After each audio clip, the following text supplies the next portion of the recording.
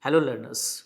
I'm Dr. Parveen Babar, working as Deputy Librarian at Jawaharlal Nehru University, New Delhi.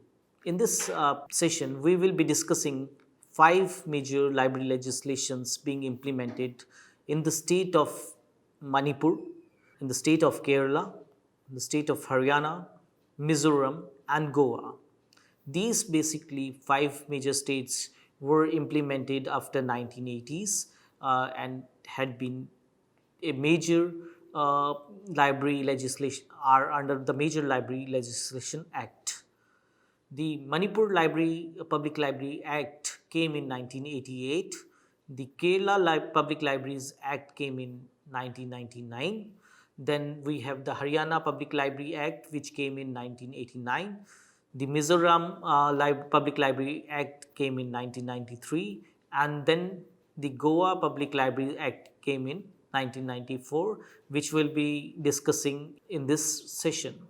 So, moving on to first to the Manipur Public Libraries Act, which came in 1988. As we know, it's a small state and it is located in the eastern part of India. And it got the opportunity in 1998 to give a library legislation. Uh, and the salient features of this act, which came up in Manipur, it had provision for the constitution of state library committee to advise the state government on all matters under this act, and it gave the provision to exercise and perform such other powers and duties as may be prescribed for the libraries from time to time. The Manipur Public Library Act gave a constitution of a Department of Public Libraries, and it provision for the constitution of Executive Committee for the District Library Authority. It also constitution had the constitution of District Library Authority in each district as a corporate body for the purpose of organizing and administrating the public library service in the district of Manipur. The Manipur Library Act also constituted the Library Fund, which is an essential component of Library Act, and it was formed mainly with the contribution of the state government, and no cess was being implemented. So these were the basically the silent features of the Manipur Library Act. And moving on to the Kerala Public Library Act, which came in 1989, it was quite different from other acts, but it had one of the unique feature. It is a unique one because of its the democratic and more decentralized pattern under the act which came. The major characteristics of this act were that there was a provision of three-tier administrative system for the organization and administration of the public library system in the Kerala. It comprised of Kerala State Library Council. First is the Kerala Library Council, second was the District Library Council, and third was the Taluk Library Union.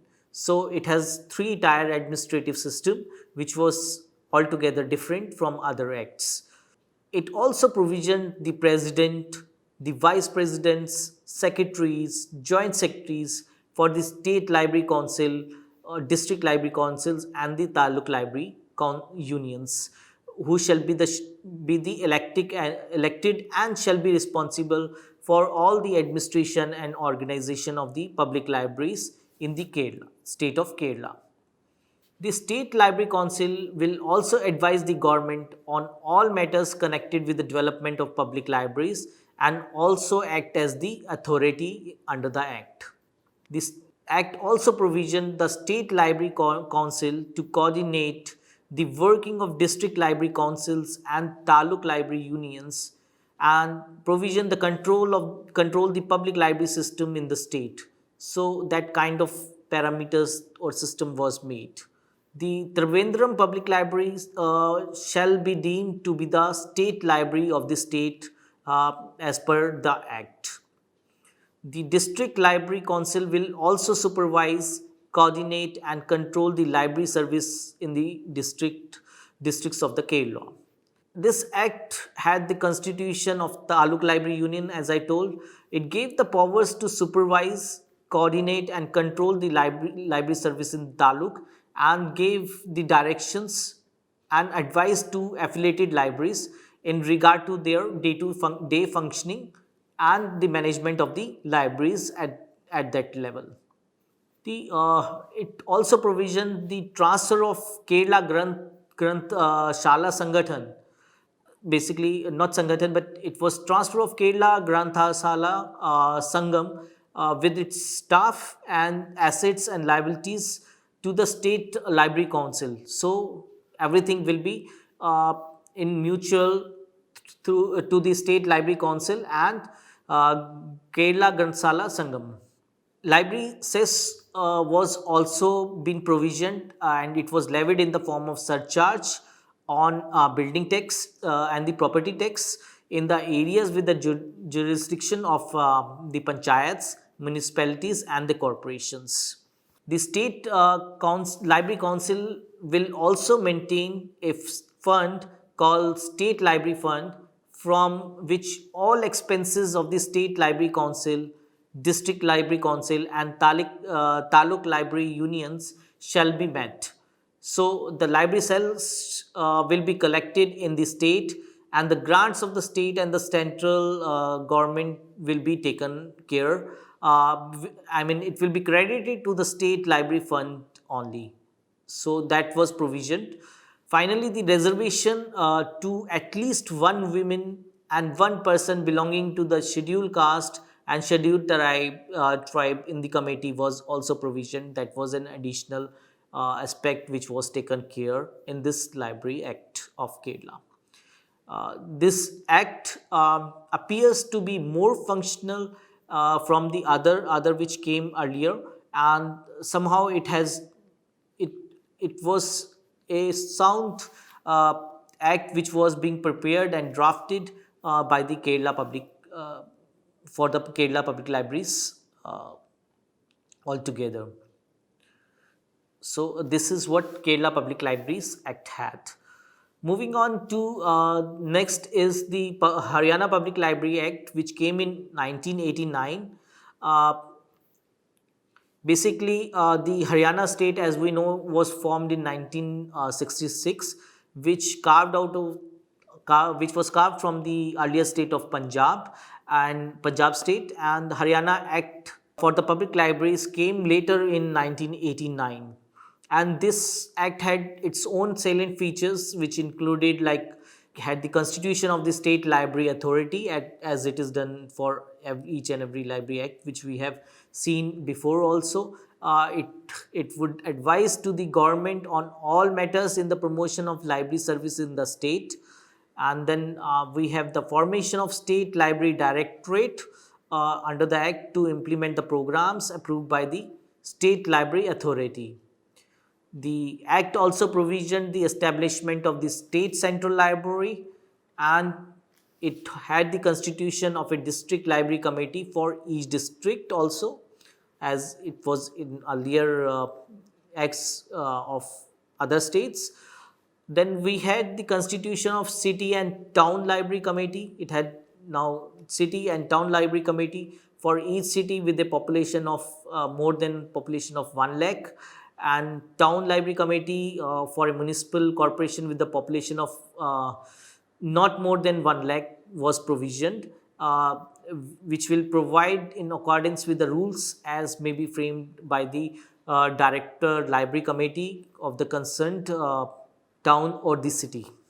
The Haryana Library Act had the constitution of Block Library Committee and the Panchayat Library Committees by the District Library Committees of the concerned areas, and it also provisioned the constitution of the State Library Fund, District Library Fund, and City or Town or Block or Village Library Fund for the development, improvement, and maintenance of the library space services.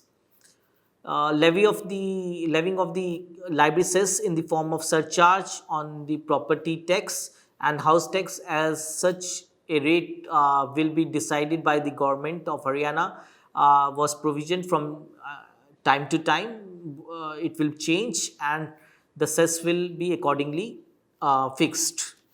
Then the Act also provision to recognize the State Library Association and cooperative institutions by the State Library Authority. This Act was passed to provide for a comprehensive rural and urban library services with the establishment of network of libraries. And this Act was given to Haryana for provisioning the public libraries, and it had been continuing to the state level. So these were the silent features available for the Haryana Public Library Act. Moving ahead to Mizoram Public Library Act, which came in 1993. As we know that Mizoram became a full-fledged state in 1987, and within 5 years, 5 years span of 5 years, it had enacted this Library Act, and it had some special features like other library acts had. Some of the silent features included constitution of State Library Council. This was again formed to advise the government on all matters relating to the libraries, and also in regard to the promotion and development of libraries in the state. Then it has the constitution of Department of Public Libraries to control and supervise the public library system in the state, and it had the establishment of state library, district library, subdivisional libraries, village libraries, and so on. It gave a hierarchical order of state library, district libraries, subdivisional libraries, and village libraries. Obviously, the provision of grant in aid for private libraries was enacted under the Mizoram Libraries Act. Private libraries had grants. This act didn't have any library cess included in it. The total expenditure for the establishment and maintenance of the public library system will be made by the state funds that was provisioned under the Act of Mizoram in 1993. So this was something about the Mizoram Public Library Act. Moving ahead to the next, we have the Goa Public Library Act, which came next year from the Mizoram in 1994. Goa was the 10th state to have the library legislation, and the salient features again had similar to other libraries act, that which is common, that a state library authority with ministry in charge of libraries will be the chairman. The authority shall advise the government on all matters arising under the act. Then it has the constitution of State Library Directorate for controlling and directing the public library system in the state. Then it had the organization of state library, as in other public library acts are there. It has the provision and organization of state library, district library, taluk and village libraries were provisioned. All employees under this act who were in the libraries will be treated as the government employees. And talking about the grant in aid for the private libraries was being implemented, given, and recognizing the state library. It also recognized the state library associations under this act. Whatever the state library associations will be there in Goa, they were being recognized under the act, and there was no library cess again under this act, and the expenditure on the maintenance of department will be maintained by the consolidated fund of the state as such. So these were the some of the silent features of the Goa Library Act. These were the major 5 library acts which we discussed, and if we see to the next, we had other library acts which came later in the later years. It were like Gujarat Public Library Act, which came in year 2001. After that, then we have Odisha Public Library Act, which again came in 2001.